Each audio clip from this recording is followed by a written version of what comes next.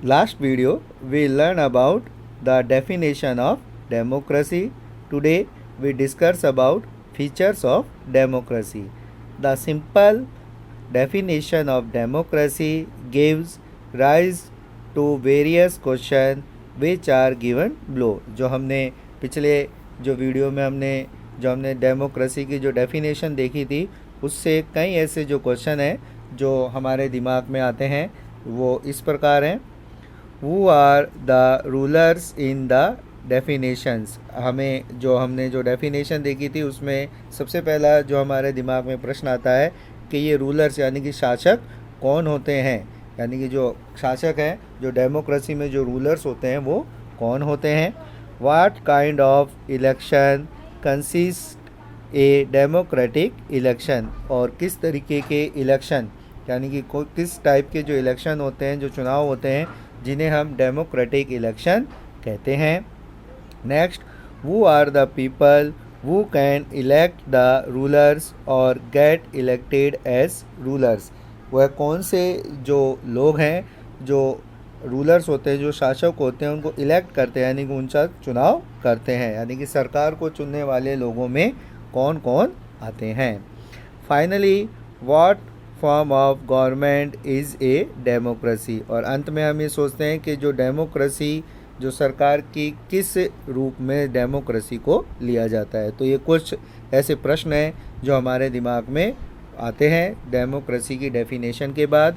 इन प्रश्नों का अध्ययन हम अब इसके आगे करेंगे कि किस तरीके से रूलर्स होते हैं, किस इलेक्शन प्रोसेस क्या होता है, जो रूलर्स होते हैं उनको इलेक्ट कौन करता है, और जो डेमोक्रेसी वो किस तरीके की फॉर्म होती है. Major decision by elected leaders. Some countries like Pakistan do not follow the rule.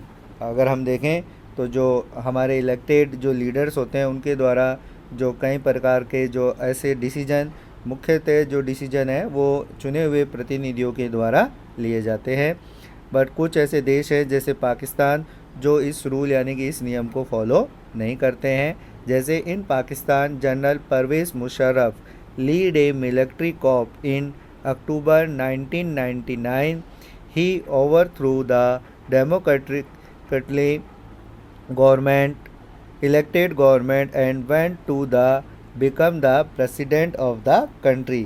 जो अगर हम देखें तो पाकिस्तान के जो जनरल थे यानी कि जो मिलिट्री जनरल थे, जनरल परवेज़ मुशर्रफ, उन्होंने अक्टूबर 1999 में जो डेमोक्रेटिकली यानी कि जो चुनाव के द्वारा जो गवर्नमेंट बनी थी उसको ओवरथ्रू यानी कि उसको हटाकर और जो पाकिस्तान है, पाकिस्तान के प्रेसिडेंट वो बन गए.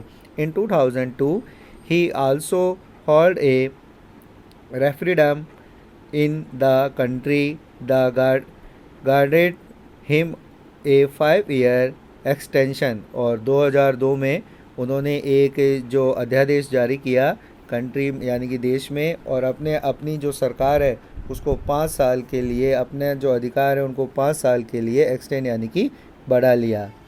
Meanwhile, after passing of this legal framework order, इस जो लीगल यानी कि जो कानूनी जो ये अध्याय था उसकी पासिंग यानी उसको पास होने के बाद election were held to the national and provincial assembly and elected representative were granted some powers. और जो नेशनल और जो राज्य और राष्ट्रीय सरकारें थी, असेंबली थी, उनकी जो रिप्रेजेंटेटिव थे यानी कि जो इलेक्टेड रिप्रेजेंटेटिव, जो चुने हुए प्रतिनिधि थे, उनको सम पावर, थोड़ी सी शक्तियां दी गई, काम करने के लिए कुछ दिया गया.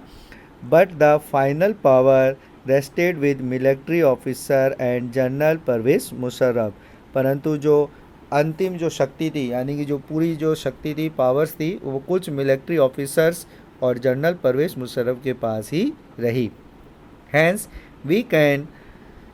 we can conclude it was not a democratic government. और जो हम देखें तो हम इसे एक डेमोक्रेटिक कंट्री नहीं कहेंगे. मतलब जो पाकिस्तान था वो सन 1999 में से लेकर और आगे अगले 5 साल तक एक डेमोक्रेटिक कंट्री के रूप में नहीं रहा था, क्योंकि वहाँ पर जो चुनी हुई सरकार थी उसको हटाकर और जो जनरल थे, मिलिट्री के जनरल थे, उन्होंने अपना अधिकार कर लिया और स्वयं को पाकिस्तान का प्रेसिडेंट नियुक्त कर दिया था। अर्थात वहाँ पर जो इलेक्टेड गवर्नमेंट थी उनके पास किसी तरीके का कोई पावर नहीं था। The same thing happen in many dictatorship and monarchies. ऐसा हमने कई बार जो डिक्टेटरशिप यानी कि जो अधिनायकवाद होता है जिसमें केवल एक ही जो व्यक्ति होता है जो ज़्यादा पावरफुल हो जाता है, एंड मोनेचरीज यानी कि राजतंत्र। ऐसा हम प्राचीन काल से देखते आए हैं कि जो मोनेचरीज राजतंत्र होते हैं उसमें राजा सर्वे सर्वा होता है और डिक्टेटरशिप में एक पर्सन जो होता है वही सारे काम करता है, जैसा कि हमने पाकिस्तान में देखा। These work can conclude that in a democracy in final decision making power must rest with these elected by the people। अगर हम देखें तो जो डेमोक्रेटिक यानी कि जो लोकतांत्रिक सरकार होती है उसमें फाइनल डिसीजन यानी कि जो अंतिम निर्णय है वो जनता के द्वारा चुनी हुई सरकार के जो लोग होते हैं उनके द्वारा ही लिया जाता है।